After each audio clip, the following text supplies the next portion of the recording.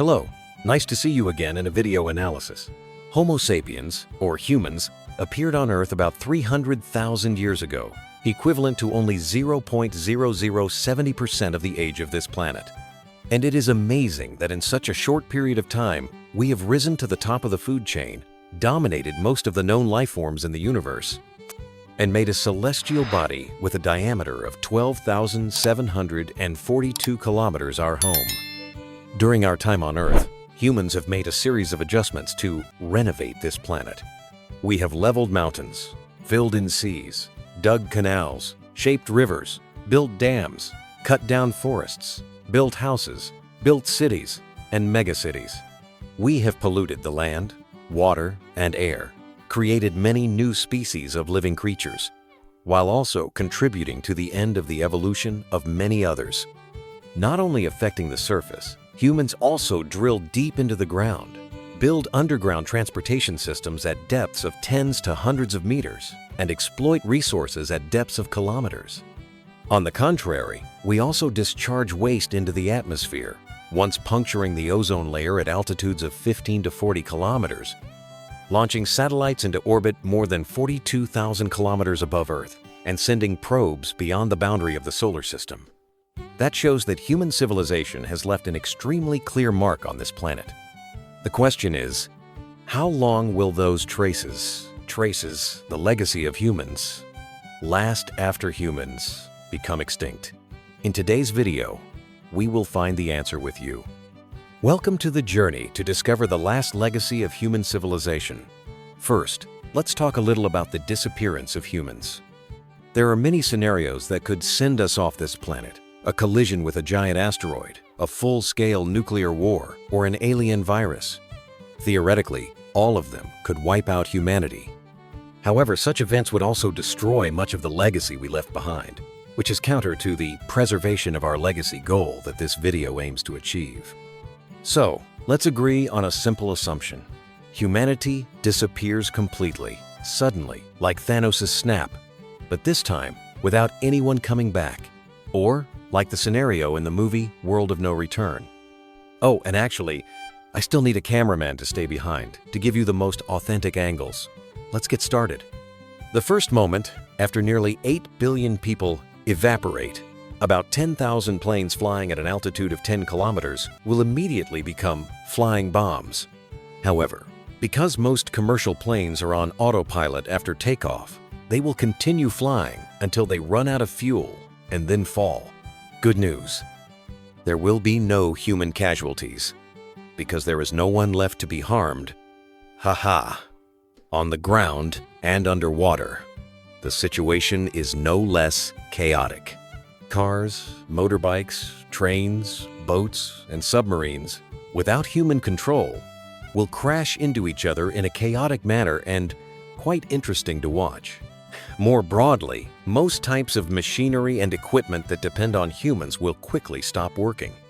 Equipment that is capable of operating itself will soon have problems, causing fires and explosions, especially at oil refineries, factories producing weapons, explosives, or flammable substances. Power plants that burn fossil fuels such as coal, oil, or gas will shut down in just a few days due to running out of fuel. However, wind, solar, nuclear, and especially hydroelectric power plants, under ideal conditions, can operate on their own for weeks to years. But when there are no more people consuming the electricity produced is not used, causing a shortage in the system. And when that happens, most plants will automatically disconnect to protect the equipment. The Earth will enter the post-human era where darkness prevails. The good news is that most modern nuclear power plants have automatic safety shutdown mechanisms when the core melts down. Even if a meltdown occurs, the thick steel and concrete shell surrounding the reactor will prevent radioactive leakage into the environment, at least initially. When the electricity is gone, all structures that depend on it will also stop working. Subway tunnels will quickly become flooded, turning into aquariums. Without human care, royals, humans, and other pets will have to enter a harsh survival mode. Small, weak, and arrogant dogs and cats will gradually be eliminated. Meanwhile, species with good hunting and adaptation skills such as wild dogs and wild cats, will thrive again. A few days after humans disappeared, fresh food began to rot, attracting flies, mosquitoes, rats, and other decomposers. A few months later, the environment began to recover. The air became fresh, and nature slowly regained control of the planet. Some wild animals began to come down from the mountains, gradually inhabiting the cities. 15 months after humans disappeared, the International Space Station, ISS, will fall back to Earth. The International Space Station orbits the Earth at an altitude of more than 400 kilometers. Although the atmospheric pressure at this altitude is extremely low, it still creates a small amount of drag, causing the station's orbit to gradually decrease over time. This process is called orbital decay. A few years after humans disappeared, vegetation flourished, making the cities greener and wilder than ever. Buildings began to deteriorate rapidly due to a lack of maintenance and repair. Decades later, satellites in low Earth orbit, LEO, below 2,000 kilometers, will also begin to fall back to Earth due to atmospheric drag. Most will burn up completely when passing through the atmosphere. Meanwhile, satellites in higher orbits, especially medium Earth orbit, MEO, and geostationary orbit, GEO, can continue to orbit the Earth for thousands, even millions of years. In particular, in geostationary orbit at an altitude of about 35,786 kilometers, air resistance is almost zero, so satellites can last a very long time. However, factors such as the unevenness of the Earth's magnetic field, the gravitational effects of the Moon and Sun, or collisions with space debris, will gradually shift their orbits. And one day, they will also fall back. At first glance, it seems that artificial satellites are the most enduring legacy of human civilization. But back to the ground. A century after humans disappeared, skyscrapers began to collapse, and cities were overrun by jungles and creepers. Small, low-rise buildings were less vulnerable to wind and earthquakes, so they could stand longer. However, humidity, rain, and uncontrolled plant growth, especially creepers, would gradually eat away at the structure, rusting steel and rotting concrete. After a few hundred years, most structures would collapse on their own. In polar regions, deserts, and arid climates, houses and buildings could last longer because they were less affected by humidity. However, after a few thousand years, the only structures that would retain their original shape would probably be those made of stone. The pyramids are a prime example. The Great Pyramid of Giza, specifically the Khufu Pyramid, was built about 4,600 years ago, once 146.60 meters high, now 138.50 meters high, and held the title of the tallest man-made structure in the world for 3,800 years, until it was surpassed by Lincoln Cathedral, UK, 160 meters high, in 1,311.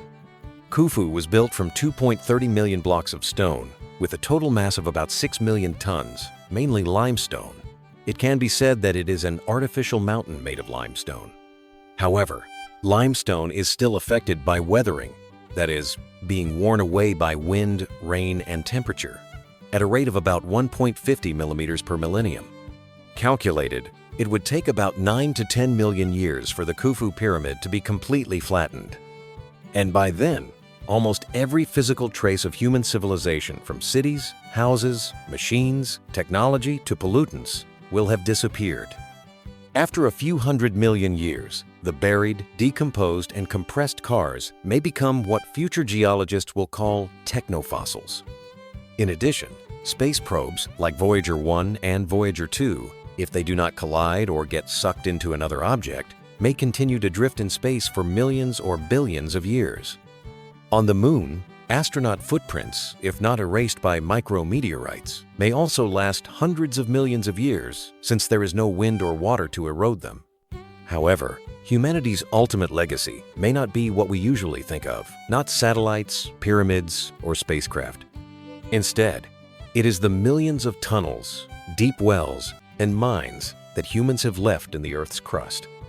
It is estimated that the total length of all the man-made boreholes on Earth is roughly equivalent to the shortest distance from Earth to Mars, about 54.60 million kilometers, or an average of 7 meters of boreholes per person.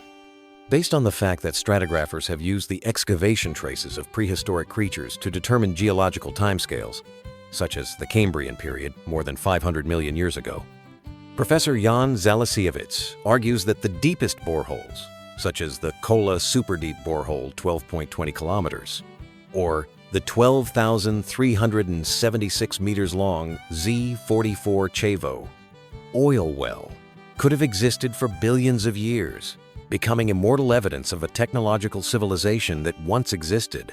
You have just watched the video In Search of the Last Legacy of Human Civilization. Leave a comment to let us know. What do you think is the real last legacy of humanity? If you like this video, don't forget to like, share, subscribe to the channel, and ring the bell to not miss the next content. And now, goodbye and see you again.